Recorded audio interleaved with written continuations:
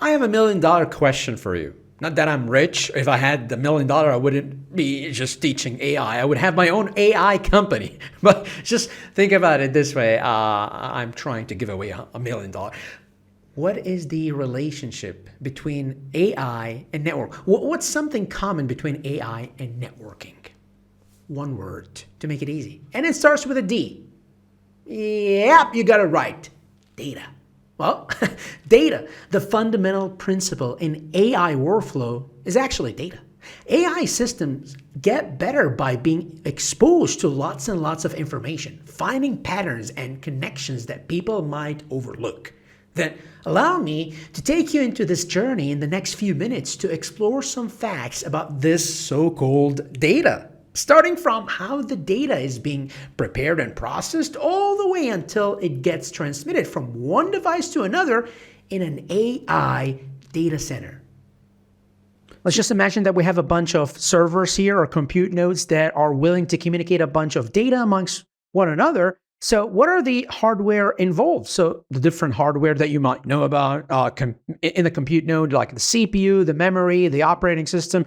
Operating system is not hardware, but like it's also involved in the communication process along with the TCP/IP model that govern the communication amongst those servers. Also, the hardware is connected via some kind of PCIe interfaces. Why do we have to even care about the PCIe interfaces? Because the time of processing the data top down from the time the application starts running those data and processes until it reaches the NIC card, it takes time for the data to be copied from one device, from the buffer of each hardware to the next one. This is some kind of delay. Although this is actually a process, this is the process itself, but it's some kind of delay. For AI and for machine learning, we need to be as fast as possible. Talk to me with numbers, please, so that I understand what's going on and how fast we should be.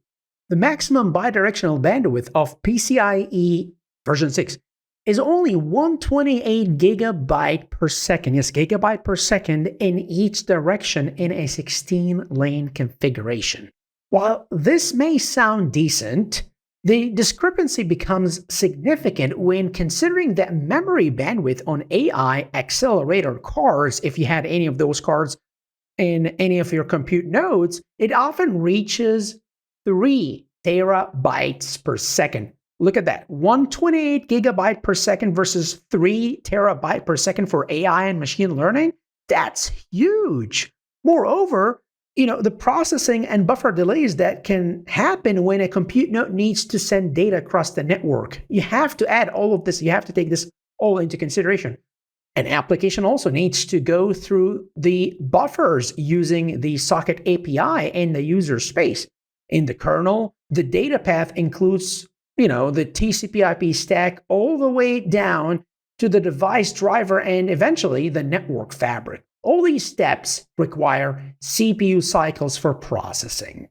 Again, how much bandwidth do you have? Well, not that much.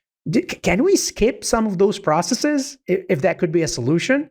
Well, yeah, actually, that's the answer. You can skip some of those processes and be faster. So how do you want to skip some processes? The answer is RDMA, Remote Direct Memory Access. Oh, what's that? It's actually a technology. It's a technology. RDMA is a technology that is created by InfiniBand. What is it for? It's actually a technology that allows data to be transferred directly between the memory of two computer nodes or servers without even involving the CPU, the cache, or the operating system of either nodes.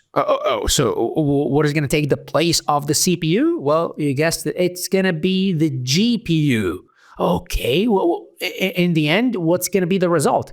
This is going to enable high throughput and low latency networking, making it particularly useful for high performance computing, HPC, and also for data centers that are willing to run AI, and also for cloud environments. So think about it this way: you're just bypassing the cache, the CPU, and the operating system and the memory, and instead using the GPU.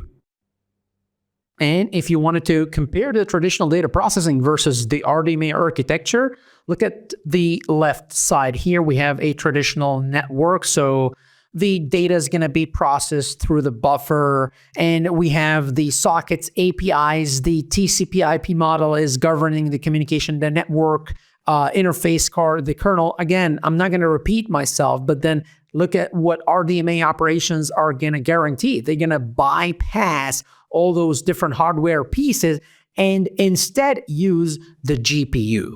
On the other hand, we have some implementations and some protocols that enable RDMA. You need a specific adapter, which is the host channel adapter, as you can see it right here. And you also need specific protocols that can run in your data center in order for communication to happen between those different network devices or different devices in the data center. One of them is InfiniBand. InfiniBand is actually a high-speed communication protocol often used in supercomputers and data centers. And then we have RoCE, RDMA over Converged Ethernet, which allows RDMA to be used over Ethernet networks, facilitating wider adoption. And last but not least, the Internet Wide Area RDMA protocol, which is another computer networking protocol that implements RDMA for efficient data transfer over Internet Protocol networks. RDMA was created by who? It was created by the IBTA, the InfiniBand Trade Association.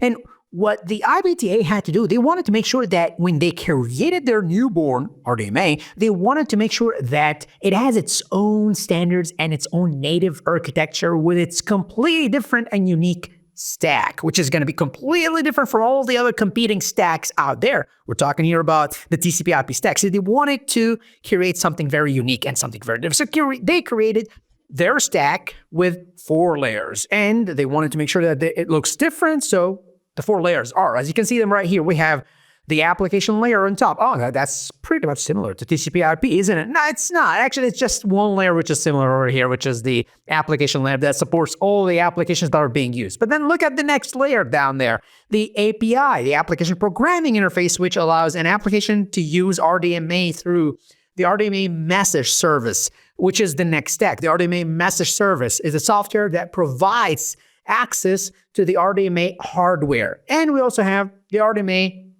aware network adapters. So you need specific network adapters by InfiniBand for that specific communication. Not just the network adapter by InfiniBand, but also every single device in there. So the network interconnect, the switches, the cables, everything has to be InfiniBand, which is kind of a two-edged knife. In order for you to have a data center, an AI-enabled data center that supports this technology, RDMA, you need everything to be RDMA. It does not have to do anything with the Ethernet. Okay, well, that sounds not so good, but there is a solution for everything. We're not discussing this solution right now. But for now, this is your RDMA architecture. All right, let's wrap up really quick. And first, data preparation. What's that? It's actually a process of transforming raw data into structured data sets ready for machine learning and AI to be processed. In order for this processing to happen, there are 4 steps. The steps are collecting and storing the data, pre-processing it, labeling it, and transforming the data. This processing involves different hardware components within a compute system, such as CPU, memory, RAM, NIC card, kernel. Well, that's okay, but it's not very efficient. If you want maximum efficiency, you need to get RDMA involved, which actually allows direct memory to memory transfer by bypassing the CPU for faster, low latency networking, and that involves the GPU instead. Hope that this has been informative. I'd like to thank you for viewing.